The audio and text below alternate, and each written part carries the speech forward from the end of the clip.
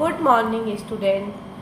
आज हम लोग पढ़ेंगे तृतीय खंड का पहला चैप्टर यानी कि लेसन 11 वस्त्र एवं सूत विज्ञान।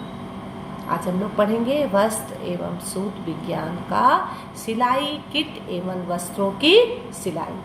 आप सभी बच्चे अपनी बुक खोल लीजिए, पेज नंबर 136 आप लोग खोल लीजिए 136। आज देखो बेटा हम लोग पढ़ेंगे सिलाई किट क्या है। पहले हम लोग पढ़ेंगे सिलाई किट क्या है। देखो सिलाई करना एक कला है, हर गृहिणी को सिलाई आनी चाहिए। समझ में आया? हर गृहिणी को सिलाई आनी चाहिए। आज बढ़ते हुए फैशन के युग में तो लोग बाजार के ही कपड़े पहन रहे हैं, लेकिन फिर भी हमें सिलाई की बहुत आवश्यकता है। कभी घर में कपड़े छोटे हो गए, बड़े हो गए, उनको सिलना पड़े हैं, बच्चों के कपड़े सिलने हैं, तो हर चीज़ के लिए हमें बाजार जाने की आवश्यकता नहीं रहती है अगर हमें सिलाई आता है। घर पर सिलाई करने से क्या लाभ है? देखो सबसे पहली बात कि जिसका कपड़ा हमें सिलना है वो सामने रहेगा, नाप के अनुसार सिलाई हो जाएगी।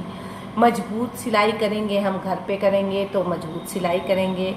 आर्थिक लाभ मिलेगा हमें, हम दूसरों के कपड़े सिलेंगे तो हमें थोड़े से पैसे भी मिल जाएंगे। आजकल देखो बुटीक का ज़माना है, एक एक बुटीक में लोग एक एक ब्लाउज़ की सिलाई 1000 1,500 तक लेती हैं। तो समय की बचत होगी, जो बार बार हम दर्जी के यहाँ से आके समय बर्बाद करते हैं वो हमारा बच जाएगा। निश्चित समय का उपलब्ध रहता है। जैसे कि हम खाली बैठे हैं तो सिलाई कर लिए तो हमारे समय का सदुपयोग होगा।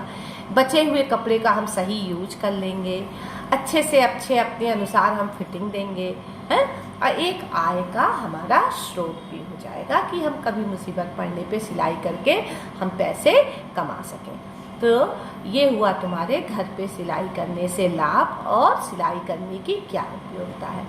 अब हम ये जान लें बेटा कि सिलाई किट क्या है, सिलाई किट की क्यों आवश्यकता पड़ती है, सिलाई किट है क्या। देखो जिस बॉक्स या बैग में हम सिलाई के सारे सामान इकट्ठा रखते हैं उसे हम सिलाई किट कहते हैं। ठीक है, जैसे सिलाई किट की आवश्यकता क्यों पड़ती है, सिलाई किट की क्यों हमें ज़रूरत पड़ती है। क्योंकि देखो बेटा जब हम सिलाई करने बैठे तो हम अपने पास में सिलाई किट रख लें, जिससे हमारा दिमाग इधर उधर नहीं जाएगा, सब सामान हमें सामने ही मौजूद रहेगा और हमारा सिलाई करने में मन लगेगा। सारी चीज़ें हमें बार बार उठना बैठना नहीं पड़ेगा, ध्यान केंद्रित रहेगा। इसलिए हमें सिलाई किट की आवश्यकता है।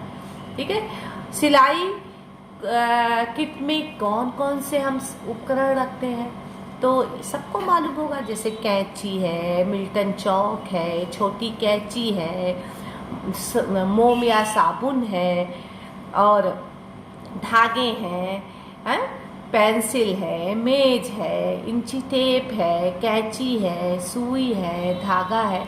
तो इसमें बेटा अधिकतर चीज़ों के बारे में आप जानते हैं। इंची टेप देखिए, इंची टेप किस काम आता है। इंची टेप मतलब कि नाप लेने के काम आता है। यह एक फीता है, इससे नाप लेते हैं। हाँ, मिल्टन चौक क्या है तो बहुत से बच्चे नहीं जानते होंगे। मिल्टन चौक क्या है बेटा, इस पे सिलाई करते वक्त कपड़े पे निशान लगाया जाता है।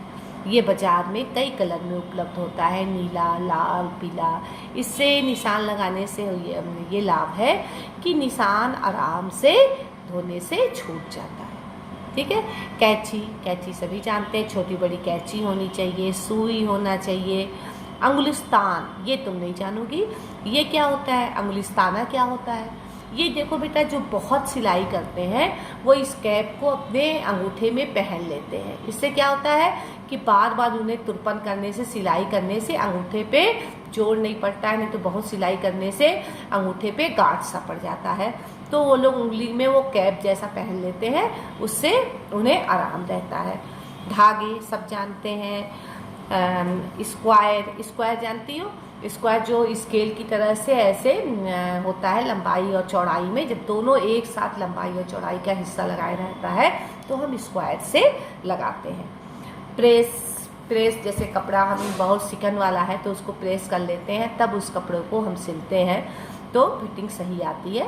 तो ये सारी प्रेस को हम सिलाई किट में नहीं रखते हैं, प्रेस हम पास में रख के बैठते हैं।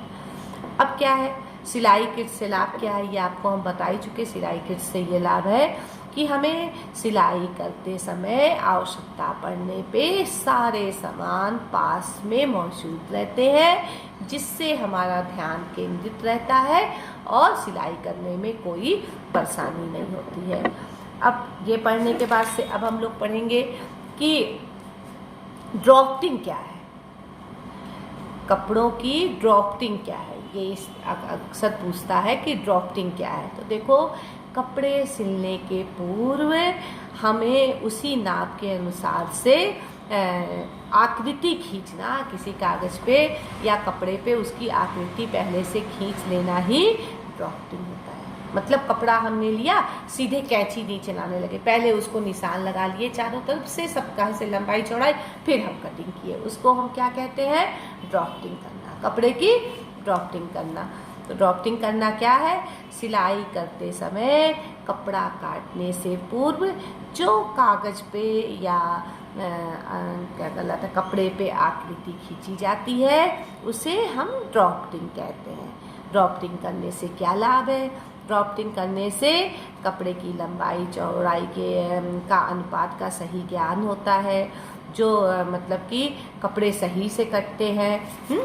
ये ड्राफ्टिंग करने से लाभ होता है। अब देखो जब आप क्लास में आओगे तो पेटीकोट, पैजामा, ये सब की ड्राफ्टिंग कैसे करते हैं ये हम तुम लोग को समझा के कटिंग करके बता देंगे, ठीक है। अब देखो इसमें एक चीज़ अक्सर पूछता है, सिलाई के विभिन्न टाँके क्या है। टाके मतलब सिलाई के क्या क्या रूप है, टाके जिससे हम सिलते हैं। तो सब जानते हैं सिलाई करने के टाके होते हैं, कच्चा, बखिया, तुरपन, सम टाका, ये जो है सिलाई के विभिन्न टाके होते हैं।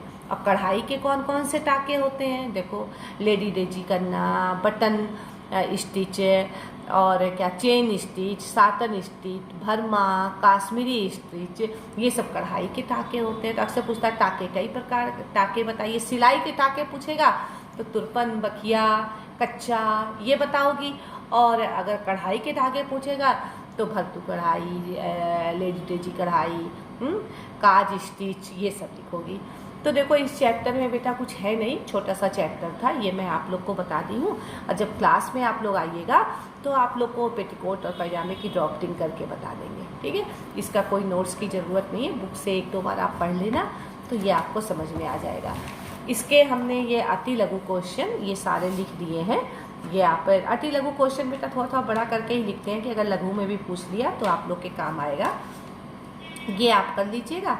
और विस्तृत क्वेश्चन इसका करने की ज़रूरत नहीं, विस्तृत क्वेश्चन इसका कोई भी आप लोग को नहीं करना है, बस ये वाले क्वेश्चन जो है सारे आप लोग कर लीजिएगा, ठीक है। Thank you.